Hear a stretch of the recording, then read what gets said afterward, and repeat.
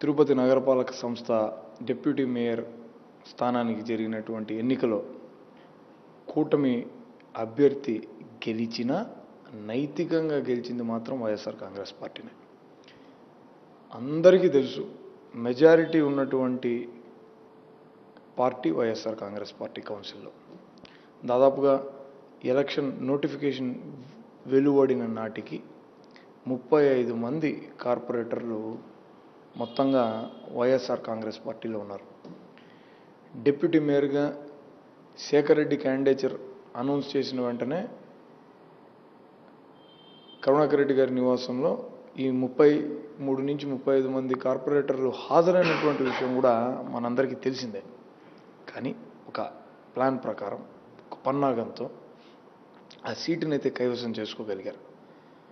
కానీ తిరుపతి వైఎస్ఆర్ కాంగ్రెస్ పార్టీ శాఖ బలంగా ప్రతిఘటించి కూటమి పార్టీలన్నింటినీ కూడా పెద్ద ఎత్తున వాళ్లతో పోరాటం చేసి బలమైనటువంటి మెసేజ్ని అయితే పంపగలిగాం. మేమేం చేతులు కట్టుకొని ఉండం. కూటమి పార్టీలు చేసేటటువంటి అన్యాయాన్ని, వాళ్ళ విధానాలని మేము గట్టిగా ఎండగడతామన్నట్టుగా శేఖర్ రెడ్డి గారి ఇంటి పైన జరిగినటువంటి దాడి కానివ్వండి, ఆ తర్వాత కార్పొరేటర్లను నిర్బంధించినప్పుడు వాళ్ళని తీసుకురావడం కానివ్వండి, అలానే ఒక తప్పుడు కేసు బనాయించి కార్పొరేటర్ సోదరుణ్ణి, అప్పటికి ఆ కేసు కూడా ఇంకా పెట్టలేదు, అతన్ని నిర్బంధించినప్పుడు పోలీస్ స్టేషన్కి వెళ్ళి ఎందుకు అతన్ని మీరు అదుపులోకి తీసుకున్నారని ప్రశ్నించినప్పుడు కానీ, అలానే ఇంకో కార్పొరేటర్ భార్యను కిడ్నాప్ చేసే ప్రయత్నంలో తనను సేవ్ చేసి వస్తున్నప్పుడు ఒక కూటమి నాయకుడు ఇంటి దగ్గర గందరగోళం సృష్టించి గొడవలకు పాల్పడి, తీరా ఆ దాడిలో కార్లు ధ్వంసం కాబడినటివి మావి, దెబ్బలు తిన్నటువంటి మనుషులు మావాళ్ళు, వాళ్ళకైనటువంటి గాయాలని చాలా స్పష్టంగా ఫోటోల్లోనే చూడొచ్చును. అయినా కేసులు మాత్రం మాపై వేయబడ్డాయి. బాధితులం మేమైతే మమ్మల్ని బాధించినటువంటి వాళ్ళపైన పోలీసు వారు కేసు పెట్టాల్సింది పోయి మా మీద రిటర్న్గా వాళ్ళు ఏదో కంప్లైంట్ ఇచ్చారు. అది కూడా ఆయన్ని చంపడానికి వెళ్ళామని ఒక నాయకుడిని, అలానే విధులను పోలీసు కానిస్టేబుల్ విధులను నేను అడ్డుకున్నానని, పోలీస్ స్టేషన్ని ధ్వంసం చేయడానికి వెళ్ళానని, అక్కడ కూడా చాలా క్లియర్గా ఆ వీడియోలో నా వాయిస్, ఇది పోలీస్ స్టేషన్, మనం పోలీసుని గౌరవించాలా, మీరు ఎందుకు అదుపులో తీసుకున్నారని నేను అడిగాను, నోటీస్ ఇచ్చాము తనకు అని చెప్పిన వెంటనే నాకు మీ పైన నమ్మకం ఉంది, అతన్ని ఇబ్బంది పెట్టండి అని చెప్పి నేను వెళ్ళిపోయాను. అయినా ఒక నాన్ బెయిలబుల్ సెక్షన్తో కేసు పెట్టారు. అతన్ని ఎందుకు అదుపులోకి తీసుకున్నాం అనడానికి మరో సెక్షన్ రాజేష్ పైన పెట్టారు. ఇక్కడేమో మేము చంపడానికి వెళ్ళామని చెప్పి కౌశిక్ మీద, నా మీద, అహ్మద్ మీద, పసుపులేటి సురేష్ మీద, వాసుదేవ్ యాదవ్ మీద, టౌన్ బ్యాంక్ వైస్ చైర్మన్ మీద కేసులు బనాయించడం జరిగింది. అంటే దేనికి ఇది? మిమ్మల్ని మేము అడ్డుకున్నాం కాబట్టి, మీ ఆగడాలను మేము ప్రశ్నించినాం కాబట్టి, మా మనోస్థైర్యాన్ని దెబ్బతీయడానికి, మాలో ధైర్యాన్ని తగ్గించడానికి మీరు కేసులు పెట్టారేమో. కానీ ఇలాంటి కేసులు 100 పెట్టినా మేము జైల్లోకి పోవడానికి ఏం వెనుకాడబం, పోతూనే ఉంటాం, మళ్ళీ బయటకు వస్తాం, మీ ఆగడాలను మళ్ళీ ప్రశ్నిస్తాం, మళ్ళీ మీరు మమ్మల్ని జైలుకి పంపిస్తే మళ్ళీ పోతాం. కానీ మాకు ఓపిక ఉంది అన్నిసార్లు పోయి బయటకు వచ్చి మళ్ళీ మీ మీద పోరాటం చేయడానికి.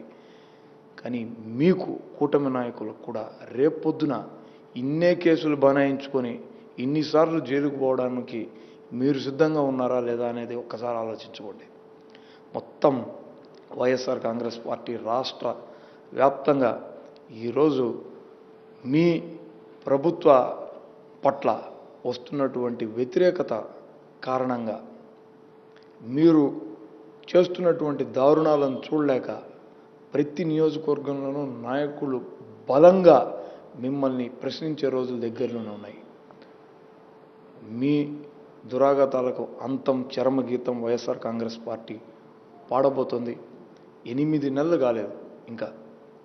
మీరు అసలు ఆ రోజుల్లో మీరు ప్రతిపక్షంలో ఉన్నప్పుడు మీరు రోడ్ల మీదకి రావడానికి 4.5 సంవత్సరం పట్టింది. ఈరోజు 8 నెలలకే వైఎస్ఆర్ కాంగ్రెస్ పార్టీ శ్రేణులు మీకు వ్యతిరేకంగా గళం విప్పుతున్నాయనంటే పార్టీ ఎంత బలంగా ఉందో అర్థం చేసుకోండి. జగన్మోహన్ రెడ్డి గారి నాయకత్వం అలాంటిది. మేము మీరు బెదిరిస్తే బెదిరిపోయే వాళ్ళం కాదు. మీరు మమ్మల్ని అణిచివేస్తే మేము ఊరకనే ఇళ్లలో కూర్చునే వాళ్ళం కాదు. మేము తిరగబడతాం, మీ తప్పులన్నింటినీ ఎండగడతాం. ఖచ్చితంగా మీకు బుద్ధి చెప్పేటటువంటి రోజులు తొందరలోనే ఉన్నాయని తెలియజేస్తున్నాను.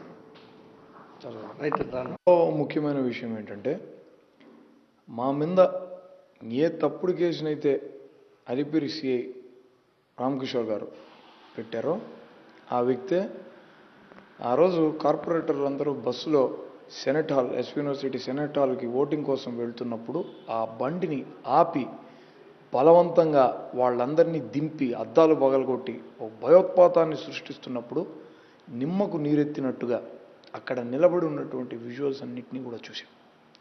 ఎస్పీ గారి నుంచి స్పందన కూడా చాలా ఆలస్యంగా వచ్చింది. వారు ఆ రోజు వారి విధులను సక్రమంగా నిర్వర్తించి ఉండినట్లే ఉంటే బస్సులో ఉన్నటువంటి 27 మంది కార్పొరేటర్లు వైఎస్ఆర్ కాంగ్రెస్ పార్టీకి అనుకూలంగా ఓటు వేసి ఉండేవాళ్ళు, డిప్యూటీ మేయర్గా పార్టీ అభ్యర్థి గెలిచుండేవాడు. కేవలం వాళ్లకు దారి ఇవ్వాలి, ఒక సంధి ఇవ్వాలి, సమయం ఇవ్వాలని ఉద్దేశపూర్వకంగానే వాళ్ళు వాళ్ళ విధులను కాసేపు మరిచినారు. ఈ విషయం పైన మేము ఈసీకి కూడా ఎంపీ గారు ఫిర్యాదు చేశారు.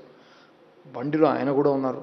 ఆయన పైన జరిగినటువంటి దాడి వైఎస్ఆర్ కాంగ్రెస్ పార్టీ పెద్దలు అంతకు ముందు రోజే ఎలక్షన్ కమిషనర్ గారికి ఒక రిప్రజెంటేషన్ ఇచ్చి మా కార్పొరేటర్లకు మీరు రక్షణ కల్పించండి అని అంటే ఆవిడ డైరెక్ట్ చేశారు జిల్లా ఎస్పీని.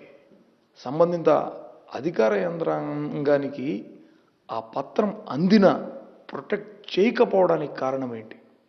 ఆ మరుసటి రోజు మేము కోర్టుకు పోయి కోర్టు ద్వారా డైరెక్షన్ తెచ్చుకుంటే కానీ మాకు పోలీసు ఎస్కార్ట్ లభించలేదు. ఎమ్మెల్సీని కిడ్నాప్ చేశారు. ఎమ్మెల్సీని ఎత్తుకుపోవడం ఏందండి? ఎంత దారుణం ఇదంతా. ఖచ్చితంగా వీళ్ళని వదిలిపెట్టేటటువంటి పరిస్థితి లేనే లేదు. వీళ్లకు తగు రీతిన మేము లీగల్గానే ఫైట్ చేస్తాం.